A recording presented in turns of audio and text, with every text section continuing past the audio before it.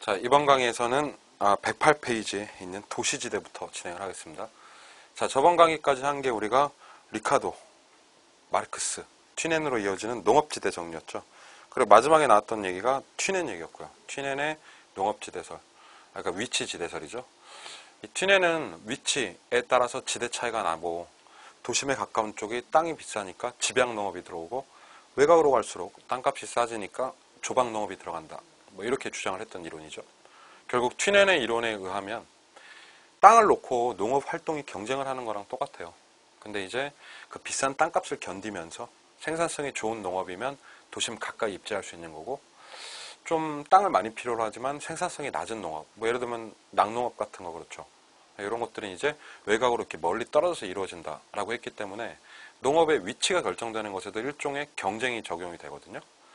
그 튀넨의 농업 경쟁 이론을 이 도시에 적용시킨 이론이 처음에 나옵니다. 자, 그것이 바로 알론소의 입찰지대 이론이죠. 입찰이라는 말 주목하셔야 됩니다. 입찰. 도심지대예요. 도시지대고요. 이 도시 토지 더 한정돼 있죠, 오히려. 그리고 좋은 땅은 딱 정해져 있습니다. 그러면 이 땅을 차지하기 위해서 여러 토지 이용 주체들이 아주 치열하게 경쟁을 할 텐데, 마치 이 과정을 입찰이라는 단어로 설명을 하는 거예요. 자, 땅을 놓고 싸우는 겁니다. 내가 300만 원 임대료 낼게, 나 땅 줘. 그러니까 다른 사람이 내가 500만 원 낼 테니까 날 타오. 근데 저쪽에서 누가 내가 1000만 원 임대료 낼 테니까 나 줘. 그러면 이 1000만 원 낸 사람한테 땅이 돌아가겠죠. 자, 이런 식으로 서로 경쟁이 붙어서 지대가 형성이 되는데, 이 입찰 과정에서 형성이 되는 땅값은 점점 높아지겠죠. 예, 이런 것들이 이제 도시지대를 높이는 요인이 된다. 대략 그런 내용으로 전개가 되는 거예요. 1번의 두 번째 줄에 경쟁 결과 형성되는 지대를 입찰의 과정으로 봤다는 거. 그리고 세 번째 줄에 알론소의 입찰지대 이론은 튀넨의 농업 이론을 도시에 적용시킨 것이라는 거. 자, 이런 이제 지문에 좀 주목을 하시고, 아래쪽에 우리 시험에서 주로 나오는 게 1번, 2번 얘기 이제 두 개의 테마로 나오는데요. 자, 입찰지대가 무슨 뜻이냐부터 한번 따져봐야 돼요. 1번 동그라미. 입찰지대라고 하는 건 해당 토지 이용자 입장에서 땅을 차지하기 위해서 지불하고자 하는 무슨 금액? 최대 금액이다. 동그라미. 최고가를 불러야 땅을 차지하니까요.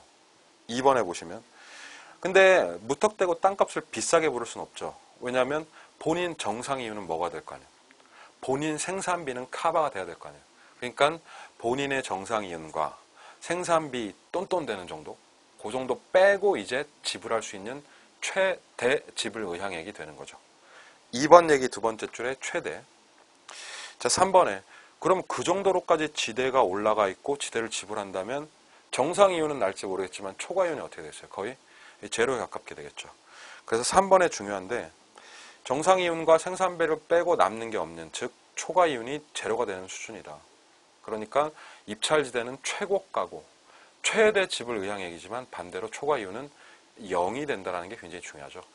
자, 땅 누가 차지할까요? 그러면 제일 높은 가격을 콜하는 사람이 땅을 가져가겠죠. 그렇죠?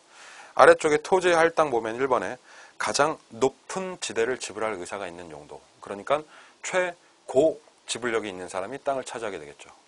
2번에 보시면 여러 주체가 경쟁이 붙으면 결론적으로 땅은요, 돈 많은 사람이 가져가는 거예요. 그래서 최대 순영가를 올리는 사람이 땅을 가져간다. 이때 바로 이 최대 순영가 수입이란 뜻입니다. 최대 수입을 올릴 수 있는 수단은 상관이 없죠. 그냥 돈만 많으면 되는 거예요. 계속 이렇게 하니까 되게 없어 보이는데, 이게 많은 사람이 무조건 가져가는 거예요, 땅을. 그러니까 조폭도 땅을 차지할 수 있는 논리가 여기서 나오는 거죠. 예, 그게 입찰지대다. 실제 산업 세개가 입찰을 붙는 과정이 아래쪽 그림에 나오죠. 예, 그걸 입찰지대 곡선이라고 합니다. 입찰지대 곡선은 어떻게 그려지냐면 산업 1, 산업 2, 산업 3으로 놓고 얘기를 할게요. 산업이 세 가지가 있는 건데, 이게 이제 외곽으로 뻗어 나가는 거고, 세로축이 지대입니다. 가령 산업 1은 지대 곡선이 이렇게 그려져요. 산업 1은. 그리고 산업 2의 지대 곡선은 이 정도. 그리고 산업 3이 한 요 정도에 그려진다고 합시다.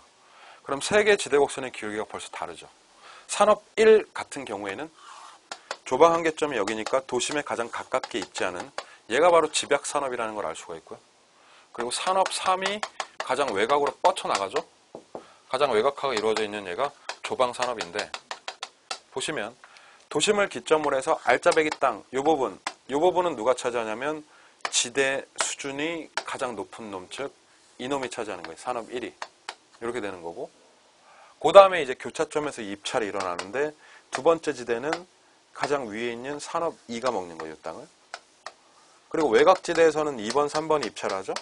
그럼 지대 수준이 높은 3번이 가져가는 거예요.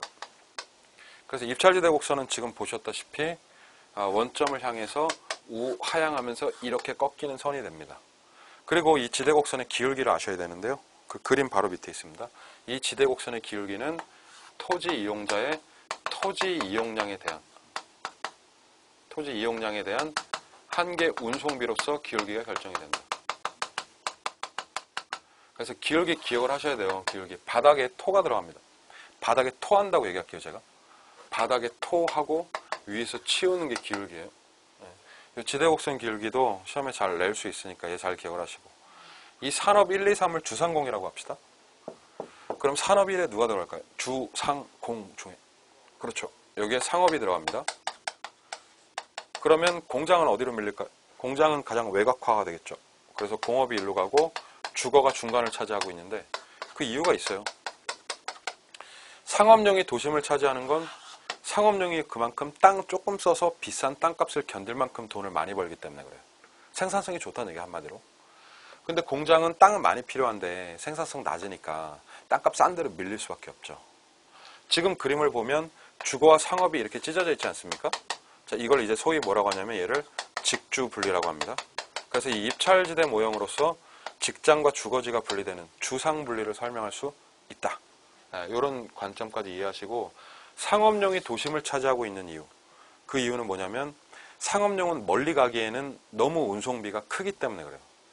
상업용이 외곽에 있으면 효율이 떨어지죠. 그래서 이걸 운송비가 크다고 얘기를 합니다. 운송비가 크기 때문에 도심에 붙어 있어야만 하고, 첫 번째. 그리고 땅값을 견딜 만큼 생산성이 높기 때문이다. 이렇게 이해를 하면 되죠. 자, 그게 이제 108페이지 얘기입니다. 입찰지대 설명을 했고요. 그 다음에 제가 좀 설명을 드릴 건 111페이지 얘기입니다. 현대적 지대, 도시지대 이론에서 현대지대 관점에 파레토 지대 얘기를 살짝 할게요.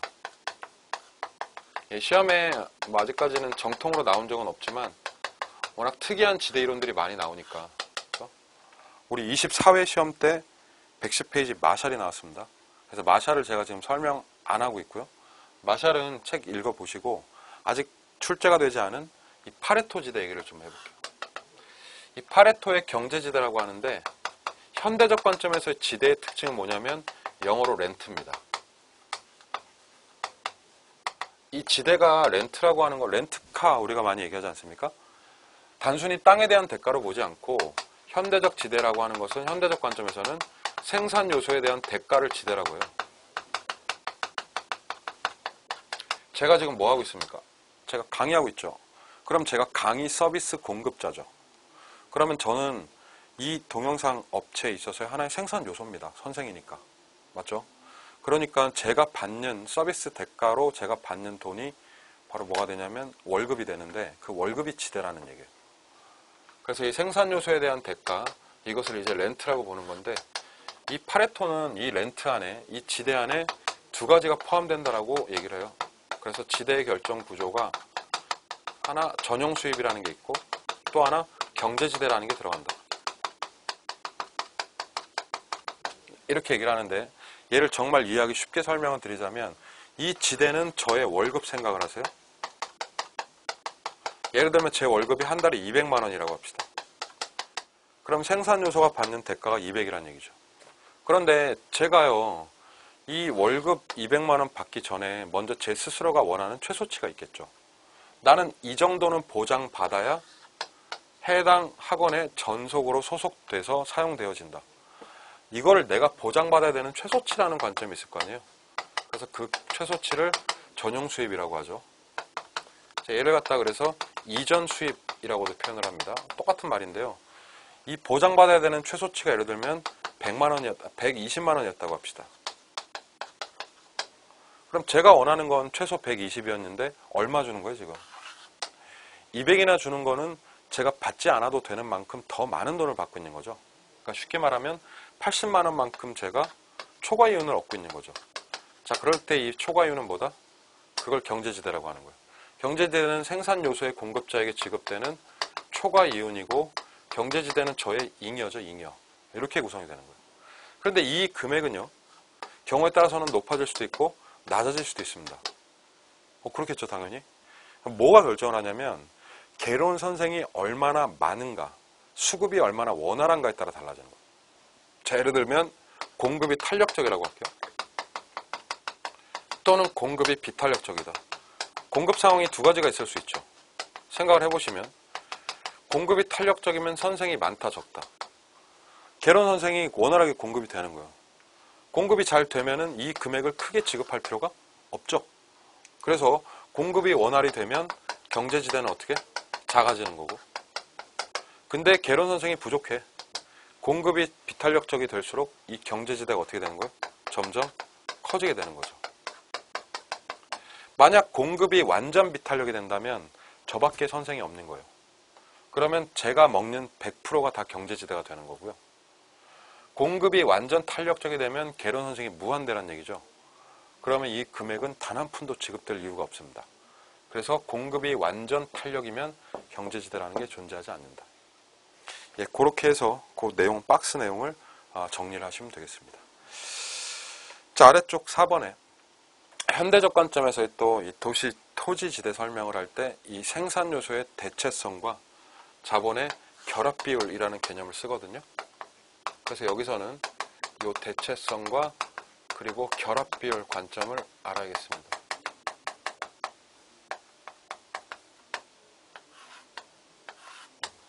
이 대체성과 결합 비율은 토지, 노동, 자본 얘기거든요. 자, 이 중에서 노동력을 고정시켜 놓고 얘기를 하는 거예요. 그랬을 때 이 생산 요소의 대체성이라는 건 토지와 자본을 서로 맞바꾸는 비율이라고 보시면 됩니다. 사실 정확한 설명은 아닌데 약간 야매입니다, 이게. 근데 개념적으로 이렇게 보시면 돼요. 토지에 대한 자본의 대체성이 크다는 건 이 땅 하나에 자본이 많이 들어간다는 얘기예요. 즉 쉽게 말하면 대체성이 크다는 건 그만큼 땅값이 어떻다? 비싸다는 얘기예요. 지대 수준이 높다는 얘기고 그만큼 토지에 돈이 많이 들어가니까 땅의 집약도가 높다는 뜻이기도 합니다. 그래서 얘를 다른 말로 뭐라고 하냐면 땅 한 평에 결합되는 자본의 비율이라고 표현하는 거예요. 즉 대체성이 크다는 건 이퀄 토지와 자본의 결합 비율도 높아진다는 얘기예요. 결국 뭐예요 지금 핵심이? 이것저것 제가 막 얘기했는데 헷갈리시죠? 그러나 결론은 한 가지. 대체성이 크다는 건 땅값이 비싸고 결합 비율이 높고 집약도도 높다. 이게 다 올라가네. 그렇죠. 이건 요령이에요, 요령. 화살표 다 올리시면 돼. 대체성 크다, 결합 비율 높다, 집약도 높다. 그럼 땅 이렇게 쓰는데 어디? 도심이다, 이런 얘기예요. 그래서 도심 같은 경우에는 올리고 하시면 돼요. 그러면 외곽은 어떻게 표현할까요? 외곽 시골이죠. 그러면 일단 땅값이 싸죠. 그 얘기는 대체성이 작고 결합 비율이 낮고 집약도가 낮다. 그럼 어디요? 그럼 외곽이란 얘기예요. 그래서 결국 내리고 시골로 내려가는 거예요, 이거는. 그럼 올리고 그러면 도심으로 올라오는 거고. 네, 그렇게 따지시면 이 이론이 굉장히 쉬워지죠. 그래서 그게 이제 4번 얘기가 되겠습니다. 112페이지 넘어오시면 이제 제 5절로 넘어와서 입지론 보게 될 텐데요.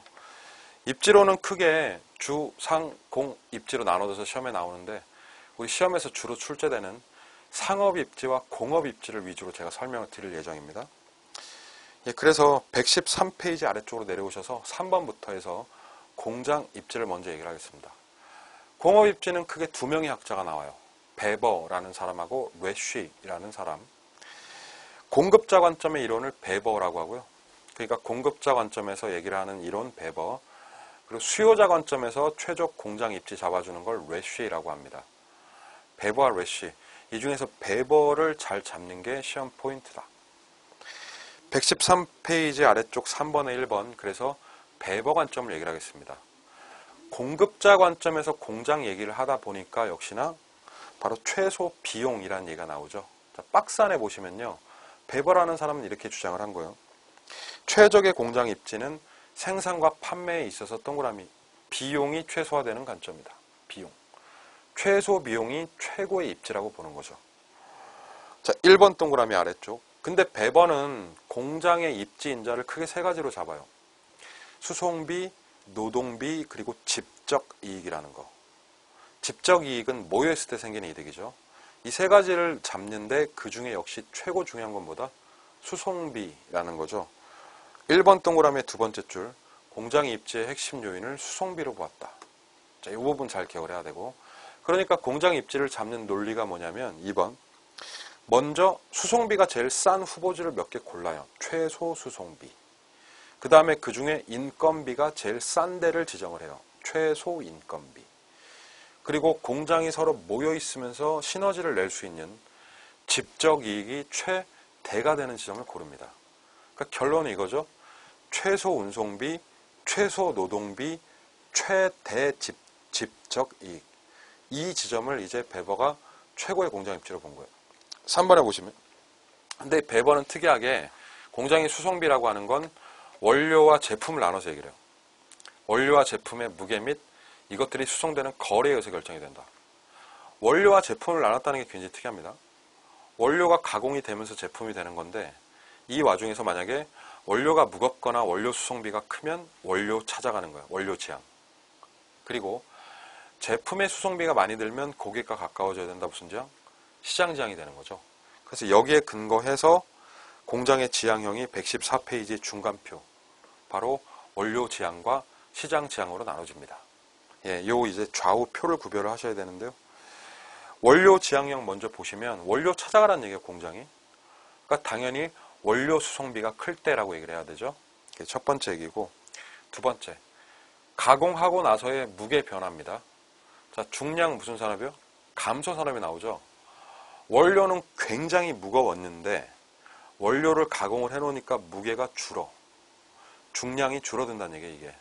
이게 그래서 중량 감소 산업은 원료가 무겁다는 얘기예요. 따라서 원료 지향형 입지를 하게 되는 겁니다. 아래쪽 내려가시면 부패하기 쉬운 원료를 많이 투입하거나 부패하기 쉬운 원자재 이런 것들을 많이 쓰는 경우엔 원료 지향형 찾아가는 게 좋죠. 자, 그런데 이 배버라는 사람이 또 원료 또한 구분을 했는데 굉장히 국한된 지역에서만 존재하는 스페셜한 원료를 국제원료라고 부릅니다. 국제원료 같은 경우 뭐 철광석, 막 니켈 이런 거 있을 수 있죠. 천연자원들. 그러니까 특정 지역에만 있는 원료들이 국제원료거든요. 같은 말로 편제원료. 편중되어 존재한다. 그래서 국제원료나 편제원료의 투입이 많으면 원료 제한을 한다라고 주장을 한 거고요. 실제 그 공업에 있어서 국제원료의 비중을 측정을 합니다. 그걸 바로 아래쪽에 있는 원료 지수와 입지 중량이라고 하죠. 그랬을 때 원료 지수가 1보다 크거나 입지 중량이 2보다 클 때는 원료 지향형을 한다라고 이렇게 주장을 한 거예요. 반면에 오른쪽으로 오시면 시장 지향형인데 시장 지향형은 첫 번째 역시나 제품 수송비가 클 때다. 그리고 언제 시장 지향형을 하냐면 원료는 가벼웠는데 가공 후에 무게가 무거워지는 거. 자, 중량 무슨 산업? 증가 산업이면 이건 시장 지향형으로 간다. 이렇게 얘기를 한 거예요. 중량 증가. 그리고 부패하기 쉬운 제품이죠. 제품. 부패하기 쉬운 제품 생산을 많이 했을 때를 시장 지향이라고 하고, 그리고 원료 중에서 무슨 원료요? 아무 데서나 맞고 할 수 있는 거. 그러니까 원료가 중요하지 않은 보편 원료 같은 거 투입 많으면 이것도 시장 지향형 쪽으로 간다라고 얘기를 하죠. 그리고 원료 지수가 1보다 작거나 입지 중량이 2보다 작으면 시장 지향형이다. 이렇게 주장을 한 거예요. 이거 외에 기타 공장 입지로 뭐 여러 가지 잡아놨는데 보시면 노동 지향형이라는 건 노동력을 많이 투입할 때 이제 공장이 노동력 찾아가는 거죠. 그리고 두 번째, 기술 연관성이 많은 공업들은 서로 모여 있어야겠죠. 자, 이것을 소위 집적 지향형이라고 부르는 거고, 그리고 적환지라는 포인트도 나오는데요. 적환지라고 하는 건 화물의 운송수단이 바뀌는 거예요. 그래서 화물의 운송수단이 바뀌면 적환을 하면 돈이 많이 들잖아요. 그러니까 차라리 그 위치에 공장을 지어놓으면 운송비 절감 효과 누릴 수 있다. 이렇게 얘기를 한 게 바로 적환지 지향형이죠. 그게 이제 114페이지까지 얘기가 되겠습니다. 배버 얘기를 한참 했는데요. 115페이지에 보시면 중간에 래쉬 얘기가 거의 한마디 나오죠. 배버 이론이 메인이고 래쉬는 그냥 뭐 까메오 정도로 보시면 돼요. 최대 수요 이론입니다. 래쉬의 주장은 그거예요. 어차피 공장도 물건을 만들어서 판매하는 곳이기 때문에 최적 공장 입지는 역시나 시장 확대 가능성이 풍부한 이런 곳이 좋다라고 얘기했지만 이 배버 이론에 많이 밀리죠. 그래서 여러분 배버 공부 열심히 하시면 되고 원료 지향과 시장 지향형 구분 이런 거 철저하게 하셔야 됩니다. 자, 그 다음으로 이제 바로 상업지 이론이 들어갈 건데요. 소위 상권 이론입니다. 상권 이론은 기본적으로 역시나 학자 정리를 잘 하셔야 되는데 저는 상권 이론의 스타트를 117페이지부터 하겠습니다. 바로 처음에 나오는 누구 얘기요? 크리스탈러 얘기부터 출발을 하죠. 크리스탈러의 이론을 중심지 이론이라고 하고요. 크리스탈러가 바로 상권의 효시 이론이라고 보셔도 무방합니다. 크리스탈러는 뭘 다룬 이론이냐면 바로 이 중심지의 형성 과정. 중심지 이론이라고요. 그래서 크리스탈러가 다룬 건 첫 번째, 중심지라는 게 어떻게 태동을 하는가 하는 형성 과정. 그리고 하나의 중심지가 한 지역 안에서 어떠한 계층 구조를 이루는 것. 그리고 중심지 간에 서로 먹히고 먹히는 포섭 원리. 자, 이런 것들을 이제 다루는 게 크리스탈러 이론이다. 형성 과정이란 말 잊으시면 안 돼요. 그럼 크리스탈러 주장을 굉장히 야매스럽게 얘기하면 이런 겁니다. 한 지역 안을 뜯어보니까 지역 안에 상거래가 이루어지는 단위가 가장 작은 소규모 단위가 있더라. 자, 그랬을 때 크리스탈러는 이거 자체를 중심지라고 봤고요. 가장 규모가 작으니까 얘를 저차중심지라고 얘기를 합니다. 정말 쉽게 이해하시려면 편의점 같은 거예요. 근데 여러 개의 저차 중심지가 있죠. 그러면은 그 지역 안에는 그 저차를 또 포괄하는 상위 중심지인 중차 중심지라는 게 생길 수가 있고, 그리고 최상위에서는 이 중차를 포용하는 고차 중심지가 생겨서 상권의 계층 구조가 이렇게 피라미드처럼 이루어진다라고 하는 게 크리스탈러 이론이에요. 이 피라미드형이죠. 근데 이 이론은 굉장히 설득력이 있습니다. 굳이 조금 알아듣기 쉽게 말씀을 드리면 한 지역 안에는 다수의 편의점이 존재합니다. 맞죠? 편의점들 따박따박 있잖아요. 막 CU 같은 막 붙어 있잖아요. 세븐일레븐도 많고. 근데 그 편의점 상권을 아우르면서 하나의 중급 마트들이 있어요. 이렇게. 지역에 몇 개의 소수의 중급 마트들이 존재하죠. 무슨 마트, 무슨 지역의 마트, 과천 마트, 사당 마트 이러면서 있잖아요. 그리고 그 지역의 가장 최상위 포식자는 이마트입니다. 그러니까 우리는 편의점도 가고 중급 마트도 가고 이마트도 가면서 이렇게 상권이 어떤 구조? 계층 구조를 이루고 있다는 걸 밝혀낸 거예요, 이 사람이. 그리고 얘는 중차가 저차를 먹고 고차가 중차를 먹는다는 무슨 원리? 포섭 원리를 제시를 한 거죠. 자, 그럴 때 이 크리스탈러가 한 말 중에 중요한 게, 그렇다면 이 중심지의 정체가 뭐고 이 중심지가 형성돼서 지속적으로 유지되기 위한 조건이 뭔가를 밝혀내는 거예요. 형성 및 유지라는 개념은 굉장히 중요하죠. 그래야 하나의 상권 계층 구조가 만들어지는 거니까요. 그랬을 때 여기 하나의 점포를 놓고 얘기를 해보겠습니다. 이 점포 중심지라고요. 중심지의 정의. 중심지는 주변 지역에 재화와 서비스를 공급하는 지역이다. 그러니까 저는 점포라고 얘기할게요. 그럼 이게 하나가 생겨서 유지되기 위한 조건을 얘기를 할 거예요, 지금부터. 자, 형성이 되고 중심지가 유지가 되려면 최소한 이 중심지의 독자 상권 범위는 있어야겠죠. 자, 이 빨간 선의 의미는 뭐냐면 적어도 여기 있는 고객들은 나한테 와줘야 내가 살아남는 거예요. 그랬을 때 이 최소 마지노선, 얘를 최소 요구치라고 합니다. 이건 무조건 먹어야 내가 살아남는 거예요. 자, 그런데 이 중심지의 영향력을 측정을 해보니까 이 점포에서 파는 물건은 여기까지 영향을 미치는 거예요. 그랬을 때 이 중심지의 재화의 최대 도달 범위를 말 그대로 재화의 도달 범위라고 부릅니다. 그럼 실제 이렇게 돼야 중심지가 살아남죠. 이쪽을 먹어야 되는데 영향력이 여기까지 간다는 얘기는 여기 있는 사람도 물건 사러 온다는 얘기거든요. 그럼 이 알파만큼 초과이온이 나는 거죠, 이 중심지는. 그랬을 때 반드시 최소 요구치보다는 뭐가 커야 된다? 재화의 도달 범위가 커야 중심지가 유지된다라고 강조를 한 거죠. 이 말 상당히 중요한데 이 말이 바로 117페이지 위에 표에 나옵니다. 중심지 성립 요건 보시면 뭐가 커야 돼요? 도달 범위가 최소 요구치보다 커야 되죠. 바꿔 말하면 최소 요구치가 재화의 도달범위 내에 있어야 되죠. 자, 이렇게 주장한 게 크리스탈로 이론이에요. 그래서 이 부분 반드시 문장으로 기억을 하시고 얘가 기본 중심지의 성립 요건이다. 아래쪽에 내려오시면 크리스탈러는 중심지의 계층 구조에 따라서 고차와 저차 중심지를 구별을 하는데 고차는 이마트 생각하시면 딱 되고요. 저차는 편의점 생각하시면 이게 딱 들어맞아요. 가령 2번에 고차일수록 이마트일수록 규모가 크고 다양하다. 맞죠? 아래쪽 3번에 고차일수록 이마트 간 거리가 멀죠. 편의점 붙어있고. 그렇게 이해를 하시면 되고, 저차에서 고차로 갈수록 이마트로 갈수록 숫자가 쫙 줄어드는 구조. 무슨 구조? 피라미드 구조를 얘기를 한 거죠. 그게 크리스탈러 이론입니다.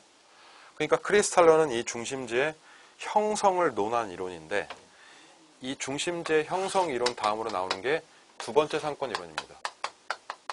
그게 이제 바로 레일리의 소매 인력 법칙이에요. 자, 레일리 이론은 인력 법칙이라고 부르는데, 인력은 만유 인력 이퀄 중력이죠. 자, 크리스탈러가 하나의 중심지 A 도시, 하나의 중심지 B 도시의 태동을 얘기를 했다면, 형성을 얘기를 했다면, 레일리는 양 도시 사이에 낀 중간 도시 기점을 얘기를 해요. C 도시. 근데 C 도시에 쇼핑을 할 데가 없는 거예요. 소도시라서. 그래서 이 사람들이 쇼핑을 하러 가는데 이 사람들 어디로 갈 것이냐에 대한 얘기. 그러니까 얘를 먹기 위해서 서로 간에 우리 쪽으로 오세요라고 끌어당길 거 아니에요. 이렇게. 끌어당기는 얘기를 한 게 바로 인력 법칙입니다. 그러니까 양 도시 간에 서로 간에 상호작용을 다루는 이론이다. 이게 레일리의 인력 법칙이에요. 크리스탈러는 상권의 뭐요? 형성. 그리고 레일리는 서로 끌어당기는 상호작용을 얘기를 했다. 그 끌리는 힘을 뉴턴의 만유인력 법칙, 중력 법칙으로 설명을 하는 거예요. 자, 그랬을 때 이제 요게 아주 중요하게 외우셔야 되는데, A 도시가 고객을 끌어당기는 힘, 유인력이라고 표현합니다. 또는 A 도시로의 구매 지향 비율이라고 하는데, 이 힘을 측정을 해야 돼요. 하이라이트. 이 힘은 중력 그대로 갑니다. 원래 중력 법칙이 뭐냐면요, 지구 중심에서 물체를 끌어당기는 힘은 질량에 비례하고 거리 제곱에 반비례한다는 거예요. 그래서 그거 그대로 여기 있는 사람은 어느 도시로 끌리냐면 도시의 크기에 비례한다.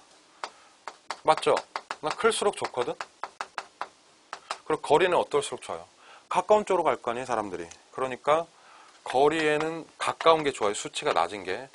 그래서 반비례하는데 중요한 건 중력 그대로 거리에 제곱을 붙입니다. 그래서 이 제곱 빠지면 틀리는 거예요. 그래서 무슨 일이 있더라도 이거는 깨끗하게 외웁니다. 자, 중력 다시 연습을 하자면 크기에 비례하고 거리 제곱에 반비례한다. 그래서 이거 자체를 아예 식을 만들어요. 거, 제, 반인데 이 유인력은 어떻게 구하냐면, 가령 B의 유인력은 B 도시의 크기에 비례하고 B까지의 거리 제곱에 반비례한다. 이렇게 얘기를 한 게 이게 레일리 얘기입니다. 거리 제곱분의 크기. 자, 양 도시가 끌어당기고 있거든요. 그럼 끌어당기다 보면 그 당기는 힘이 같은 지점이 있을 수 있죠. 자, 예를 들면 A가 있고 B가 있는데 규모가 똑같다고 합시다. 그럼 양자의 매력도가 똑같은 지점은 정중간이 돼요. 그렇죠? 크기 똑같으니까 거리 절반인 지점.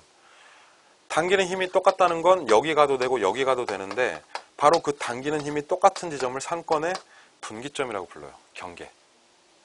자, 그런데 문제는 양 도시의 크기가 다를 때 얘기해요. 가령 A가 작고 B가 크다면 상권의 경계는 규모가 작은 쪽에 가깝다, 아니면 규모가 큰 쪽에 가깝다. 이거 아셔야 돼요. 정답으로 말씀드릴 것 같으면 규모가 작은 쪽이거든요. 제가 지금 체크하고 있는 요 지점을 한번 분석을 해볼게요. 여러분들이 요 지점 살고 계신다면 어디로 갈까요? 이게 고민 때리는 거야. 거리상으로는 어디 가야 돼요? A 가야지. 근데 크기상으로는 B 가야 되는데, 아이씨, 그러면은 이거 고민스러운데? 그랬을 때 요 지점이 반반이 되는 거죠. 양자의 매력도가. 그래서 상권의 경계는 항상 규모가 어떤 쪽? 작은 도시 쪽에 가깝다. 요거 잊지 마세요. 규모가 작은 쪽에 가깝게 형성된다는 게 레일리 이론입니다. 119페이지에 중간에 문제 밑에 4번 동그라미 얘기였습니다. 규모가 작은 쪽 체크하시면 되겠습니다. 규모가 작은 쪽인데 그러면 A로부터 몇 킬로 지점일까? 글쎄요. 레일리는 그 얘기를 안 했어요. 그래서 그 이론을 받아다가 레일리가 차려놓은 밥상에 컨버스가 숟가락을 딱 얹습니다. 120페이지. 그게 바로 컨버스의 분기점 모형이다. 컨버스 이론은 뭘 구하는 이론이냐면 양 도시의 매력도가 똑같은 상권의 경계를 구하는 모형이에요. 그래서 이름이 뭐라고요? 컨버스의 분기점 모형이라고 얘기를 합니다. 자, 그러면 얘는 식을 제시를 하겠죠? 그리고 얘는 뭐 100% 계산 문제가 나오겠죠? 그래서 A로부터 상권의 경계점까지의 거리는 1 플러스 루트 A 도시의 크기분의 B 도시의 크기분의 A, B 사이의 거리를 하면 나온다. 자, 이게 이제 컨버스 이론입니다. 컨버스의 분기점 모형이라고 하죠. 실제 그 예제를 보시면 숫자 넣어가지고 그냥 푸는 거거든요. 그 문제 읽어보면 A 도시의 크기가 1000, B 도시의 크기가 9000. 그러면 1 플러스 루트 1000분의 9000을 하시면 되고 양자거리 몇 킬로? 8킬로. 그러면 1 플러스 루트 1분의 9분의 8 계산하시면 됩니다.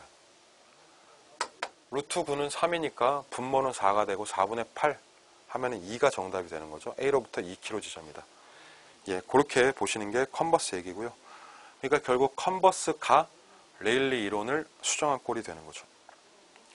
자, 아래쪽에 7번 보시면 확률 모형이 나옵니다. 확률 모형은 누구 모형이냐면 허프 모델이에요. 이 확률 모형은 허프 모델인데 허프는 기존의 레일리나 컨버스랑 다른 점이 있습니다. 레일리나 컨버스는 다 A 도시, B 도시, 도시 단위 이론들이었거든요. 자, 그런데 허프 이론은 도시 단위가 아니라 기존의 도시 단위로 논의되었던 이론들을 소매 상권 단위로 전환시킵니다. 소매 상권이라는 표현이 나와요.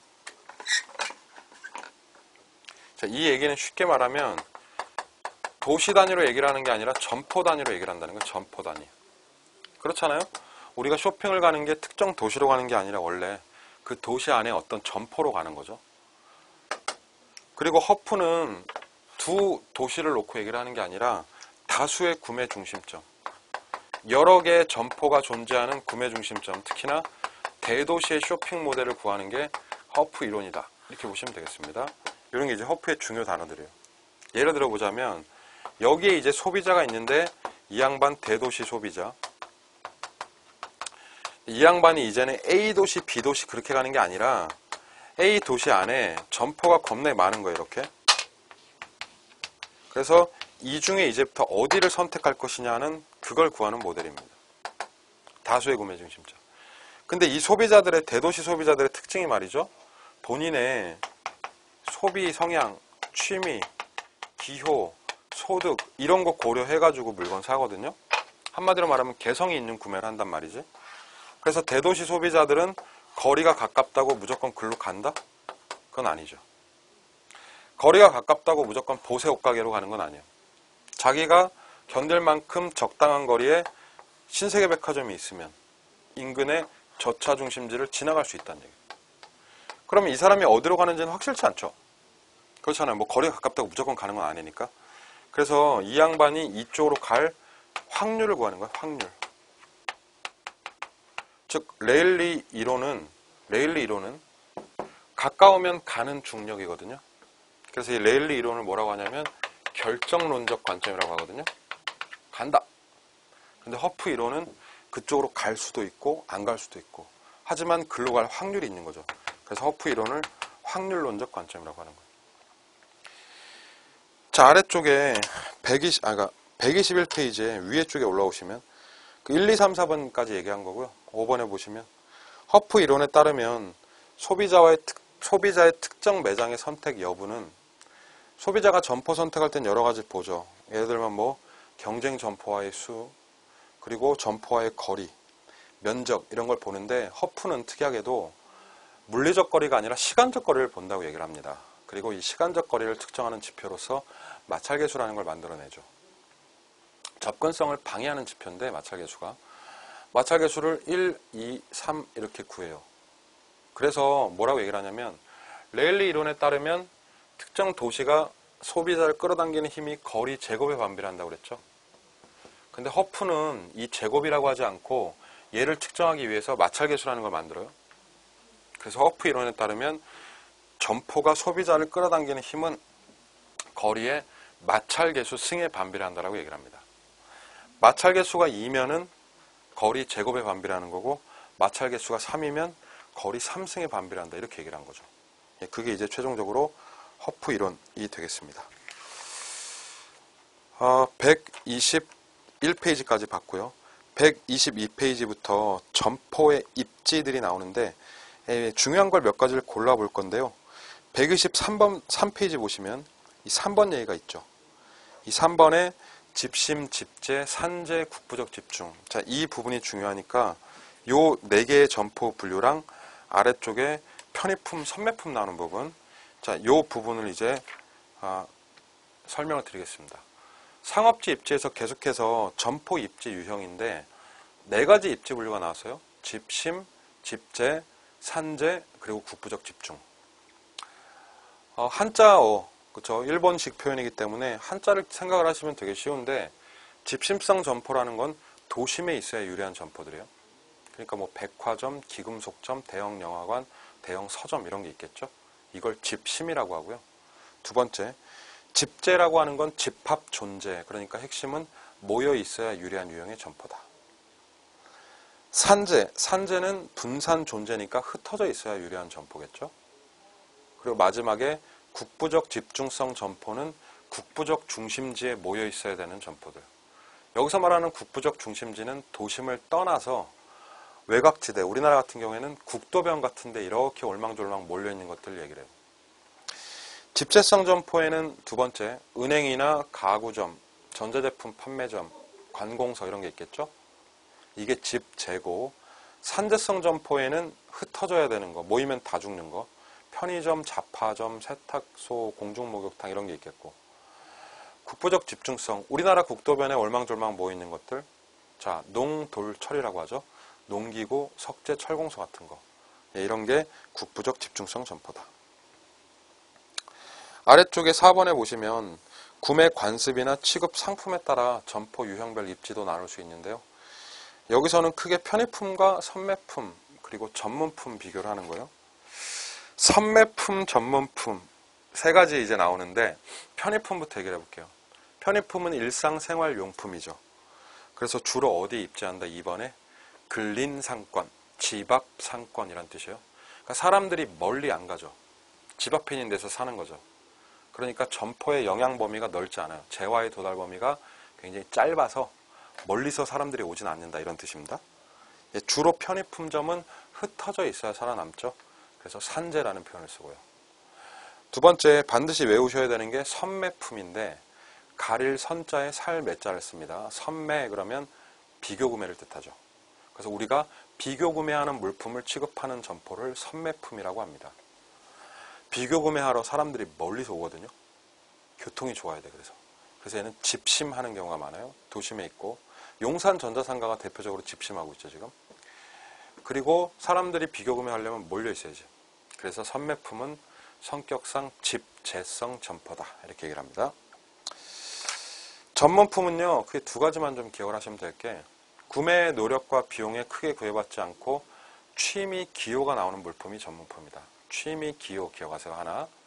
또 하나. 그냥 고급 붙는 게 전문품이다. 이렇게 보셔도 돼요. 고급 가구, 고급 양복, 고급 향수 이런 것들. 그렇게 정리하시면 전문품점까지 정리가 되겠습니다. 그리고 이제 오른쪽 페이지 제 6절이 나오는데 시작론의 마지막 부분이죠. 자, 이 6절에 있는 공간구조론 다음 시간에 계속해서 이어드리도록 하겠습니다. 수고하셨습니다.